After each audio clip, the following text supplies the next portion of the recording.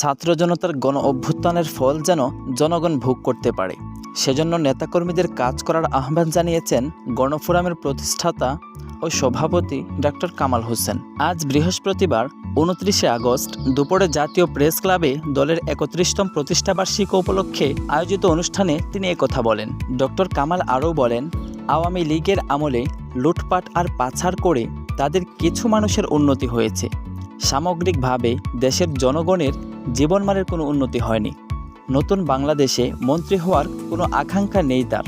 জনগণের সঙ্গে থেকে জনকল্যাণে কাজ করতে চান তিনি। গণফোরামের প্রতিষ্ঠাতা বলেন, টাকা পয়সা দিয়ে ভোট পাওয়া গেলেও মানুষের আস্থা আর বিশ্বাস পাওয়া যায় না। তাই জনগণকে সাথে নিয়ে নিজ এলাকায় নেতাকর্মীদের কাজ করতে হবে। তিনি আরও বলেন, দুর্নীতি ও শোষণমুক্ত সমাজ প্রতিষ্ঠার আকাঙ্ক্ষায় ছাত্র জনতা বুকে রক্ত দিয়ে দেশ স্বৈরাচার মুক্ত করেছে। তাদের এই অবদান রাজনৈতিক দলগুলোকে মাথায় রাখার আহ্বান জানান তিনি। অনুষ্ঠানের সভাপতি মোস্তফা মোহসিন মন্টু বলেন, যারা দেশের অর্থ পাচার ও লুটপাট করেছে তাদের ধরতে হবে। তারা যেন আগামী নির্বাচন করতে না পারে, সেই পথ বন্ধ করতে হবে।